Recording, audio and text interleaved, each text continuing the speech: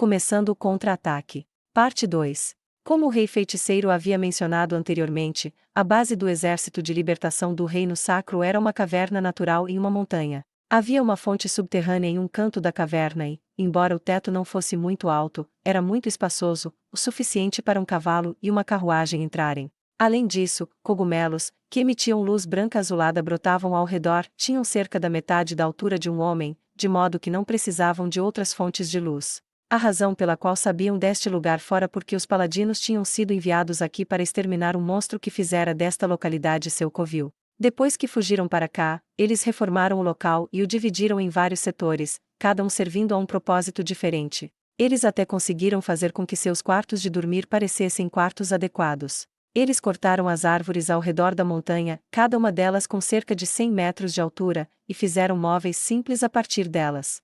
Mas no final das contas, era apenas uma caverna. Havia um total de 347 pessoas aqui, 189 paladinos, 71 sacerdotes, incluindo aprendizes e outros funcionários do ramo, assim como 87 plebeus com nenhum outro lugar para onde ir. Naturalmente, a esperança de privacidade estava fora de questão. Mesmo assim, eles não podiam deixar o rei de outro país ficar com todos os outros. Claro, havia o desejo de minimizar o contato entre o rei feiticeiro e os cidadãos do Reino Sacro, assim como o desejo de impedi-lo de entrar em contato com informações secretas dentro de sua base, entre outras considerações por parte do Reino Sacro. E obviamente, não poderiam dizer que gostariam que ele usasse magia de teletransporte para que fosse descansar no Reino Feiticeiro. No final, eles tiveram que alocar as coisas dos outros para longe e criar uma sala privada para o rei feiticeiro. Em circunstâncias normais, eles teriam enviado mensageiros para relatar a chegada do rei feiticeiro e fazer com que os outros se preparassem para recebê-lo, mas o reino sacro estava agora sob o controle de demi-humanos. Eles não podiam enviar paladinos, que tinham baixa capacidade de detecção de inimigos, como batedores. Além disso, Neia estava agora na carruagem do rei feiticeiro e esperando do lado de fora da caverna. As pessoas na caverna estavam movendo freneticamente os objetos pessoais e transferindo camas, armários e similares. Além disso, eles já tinham pendurado uma bandeira com o brasão do reino feiticeiro. Qual o problema, Vossa Majestade? Embora eu não tenha a intenção de insultar-lhe, tenho algumas perguntas sobre tudo isso, que espero que possa responder da melhor maneira possível. Parece que vocês não estão escondendo seus rastros, isso não é um problema. Ou alguém vai cuidar disso? O rei feiticeiro fez sua pergunta em um tom de voz despretensioso, como se estivesse lendo alguma coisa, e então os olhos de Neia se arregalaram. Ele estava correto. Eles deixavam rastros no processo de expansão da caverna, que não era tocada por mãos humanas. Quando acrescentado às pegadas dos vários paladinos, seria imediatamente óbvio. Nesse caso, o fato de ainda não terem sido descobertos era pura jogada de sorte. Vossa Majestade, nós não realizamos nenhum trabalho de ocultação até hoje, será que nos deixaram passar despercebido deliberadamente, mas por quê? A voz de Neia tremeu quando ela perguntou ao rei feiticeiro. Ao longo desta jornada, Neia tornou-se plenamente consciente de que o rei feiticeiro diante dela era um indivíduo extremamente sábio. Portanto, ela pensou que ele poderia fornecer imediatamente a resposta, e seus pensamentos não estavam enganados. Há muitas possibilidades para isso, mas em circunstâncias normais, essa seria a mais provável. Por um momento, Neia pensou que não deveria estar ouvindo a resposta do rei feiticeiro sozinha, mas sim na presença da capitã. No entanto, ela não conseguia controlar a curiosidade crescendo dentro dela. Pode ser porque eles não querem perder de vista você ou melhor, o exército de libertação. Perder o controle do exército de libertação. Bem, peço desculpas por essa comparação, mas digamos que você encontrou um ninho de ratos causando problemas, deixá-los livres aqui e ali seria muito desagradável, não? A melhor coisa a fazer seria esperar que todos os ratos se reunissem e, em seguida, eliminá-los de uma só vez. Ele tem razão. É exatamente como Sua Majestade diz. Eu acho difícil imaginar qualquer outra possibilidade. Ele já pensou isso em apenas alguns minutos depois de chegar a este lugar, é como se ele soubesse exatamente o que o inimigo está pensando, ele é incrível. Bem, enquanto a situação continuar a mesma, não haverá nada para se preocupar. No entanto, não estou falando apenas da situação aqui. Mudanças no lado do inimigo podem levar a uma chance muito alta de ser atacado, o que seria problemático. Neia não sentiu nada além de respeito pela inteligência do rei feiticeiro ao destacar os pontos mais delicados das circunstâncias atuais. Muito obrigada, Vossa Majestade. Relatarei imediatamente à capitã. Então eu irei também. Mas certamente o senhor deve estar cansado da longa jornada.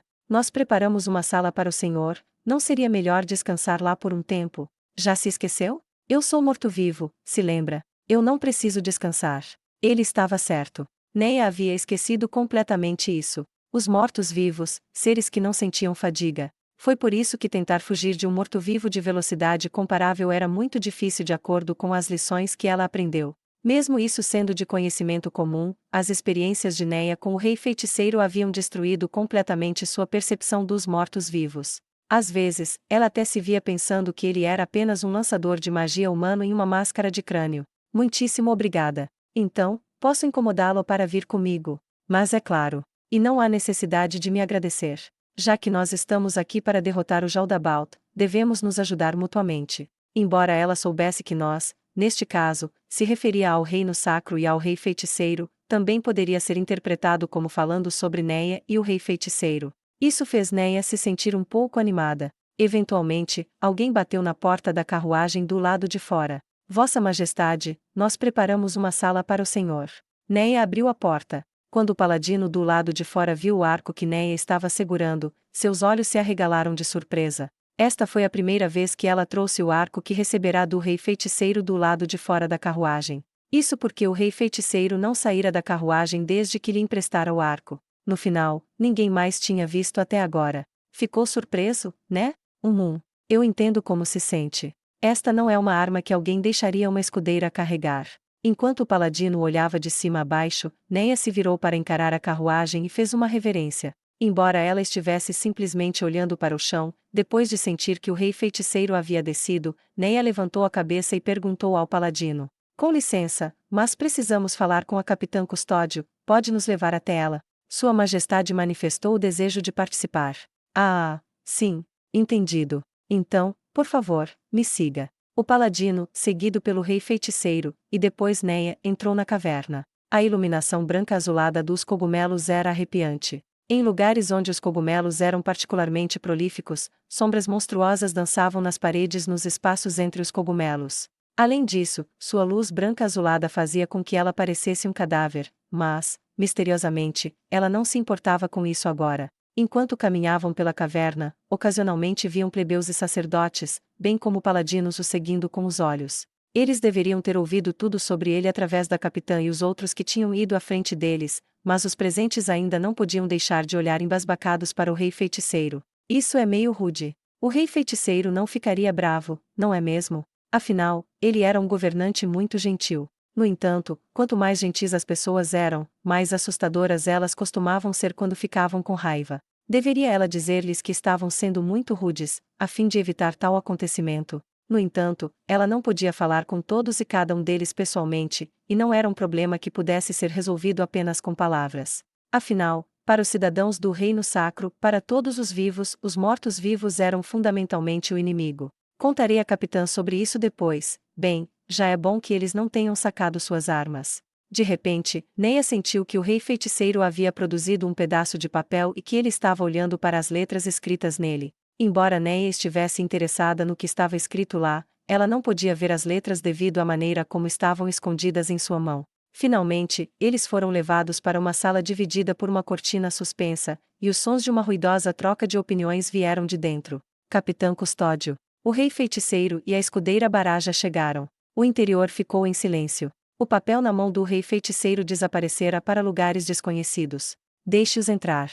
Depois de ouvir a voz da capitã, o paladino afastou a cortina. Os paladinos e os sacerdotes que se levantaram para receber o rei feiticeiro, os que não faziam parte da delegação, tinham uma mistura complexa de emoções em seus olhos. Até Neia podia sentir isso. Naturalmente, o rei feiticeiro deve ter sentido isso também. No entanto, não havia como dizer como ele reagir apenas olhando para os movimentos de suas costas. Não há como Sua Majestade não sentir o clima no ar. Talvez ele simplesmente não se importe com os pequenos desentendimentos de homens inferiores. É este o porte de um rei? Todos, escutem.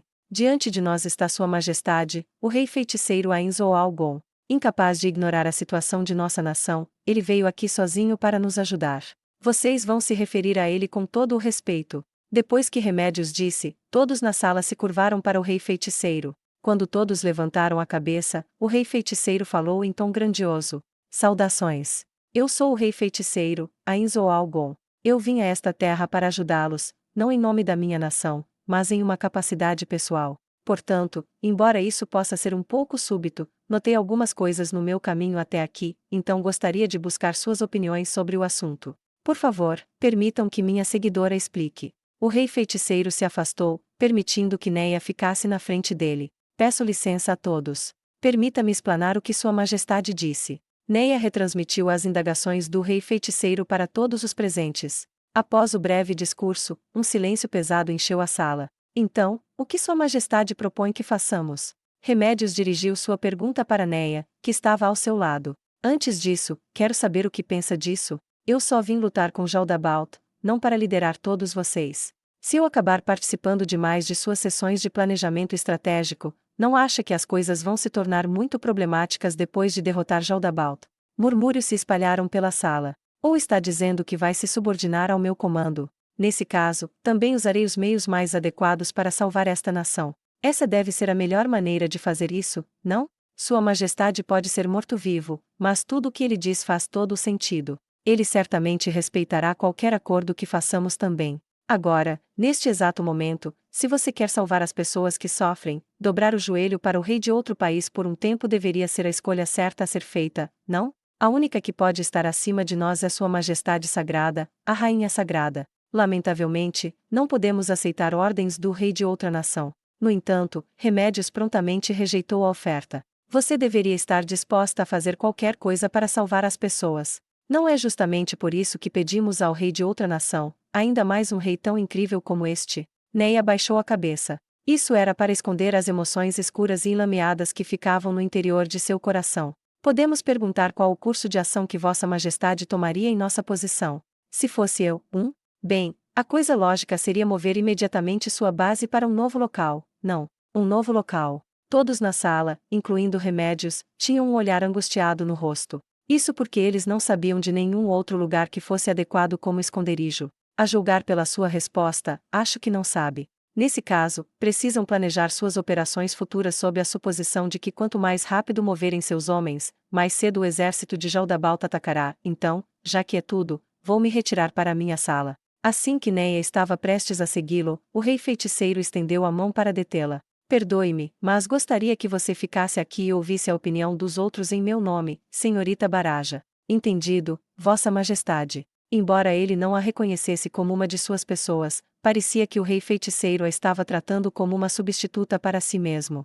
Nesse caso, se ela não completasse adequadamente essa tarefa, ele ficaria desapontado. Imaginar o rei feiticeiro sendo desapontado fez seu coração palpitar por algum motivo. Eu posso contar com você, então? Isso acarreta algum problema, Capitão Custódio? Se Vossa Majestade permitiu, não vamos nos opor.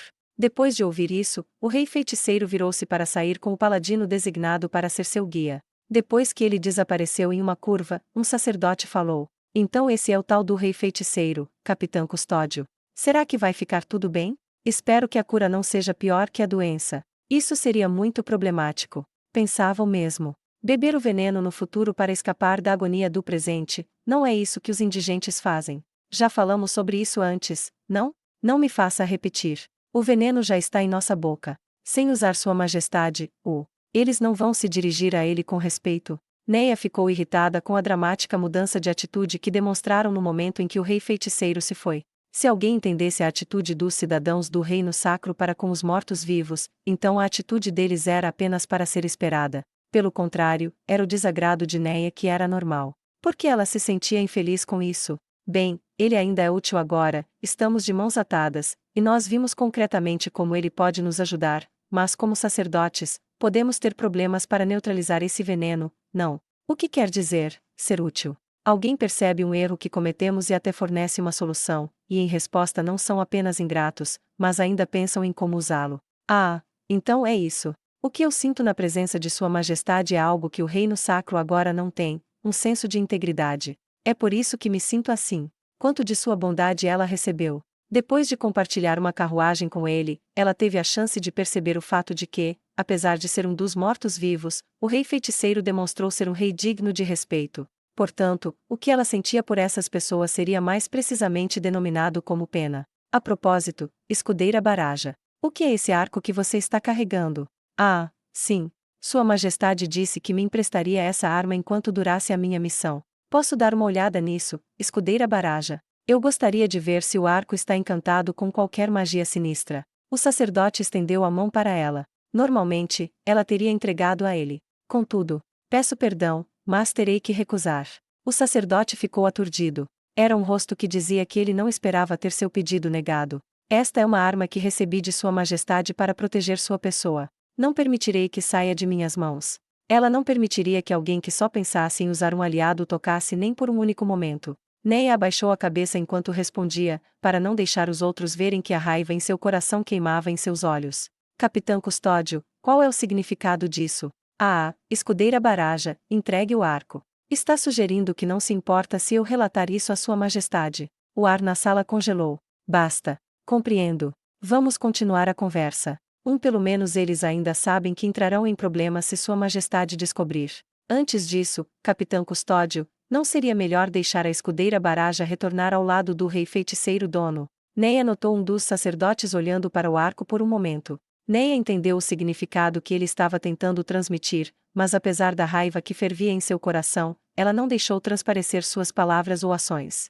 Peço desculpas, mas estou aqui para ouvir as palavras de todos por ordem de Sua Majestade. Eu ficaria muito grata se me deixassem continuar aqui e ouvir suas palavras.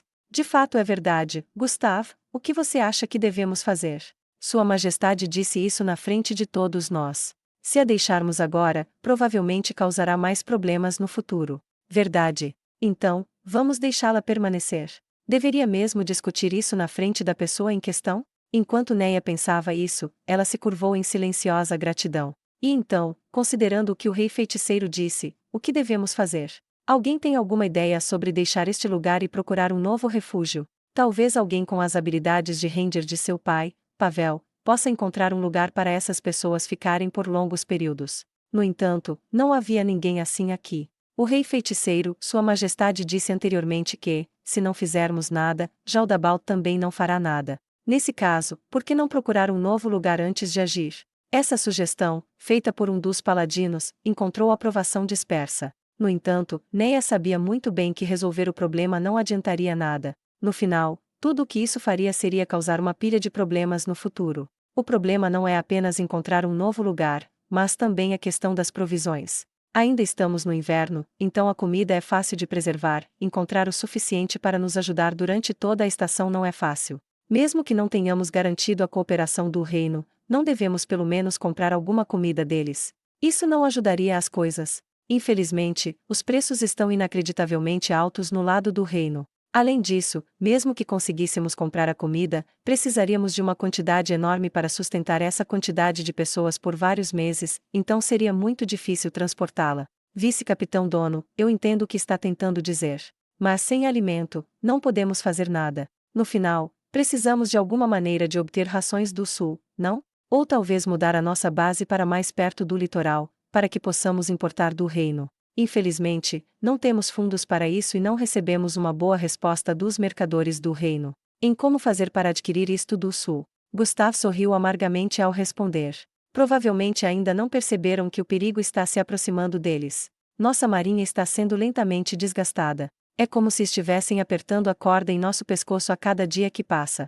Então, precisamos de algo para fazer o sul querer nos ajudar, é isso. Base, comida, nossos problemas só se acumulam mais e mais. Quanto a ressuscitar a Rainha Sagrada Sama, isso pode ser feito. Afinal, uma vez que possamos resolver isso, tudo o mais será discutível.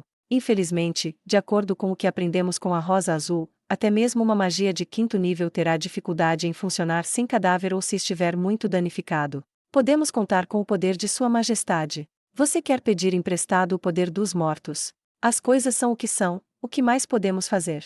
Se a Rainha Sagrada Sama fosse ressuscitada, então apenas o principal problema, Jaldabalt, permaneceria. Todos os olhos se voltaram para remédios e sua cara amarga. Vamos deixar isso de lado por um momento. Nós discutimos isso enquanto viajávamos pelos outros países, mas nosso principal objetivo seria atacar os campos e libertar as pessoas. Muitas pessoas concordaram com a cabeça. Entendo. Todas as pessoas do Reino Sacro são treinadas em combate. Nesse caso, liberar apenas um único vilarejo nos dará uma certa quantidade de força de combate, supondo que eles estejam dispostos a ajudar, é claro. No entanto, nesse caso, isso não pioraria o problema alimentar.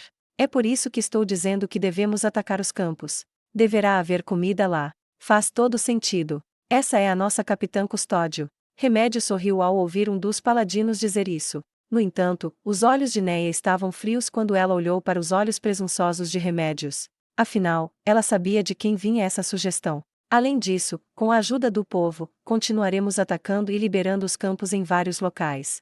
Dessa forma, poderemos encontrar nobres que tenham laços com o sul. Nós reuniremos suas tropas antes que o Jaldabaoth possa nos destruir e dar-lhe um golpe esmagador.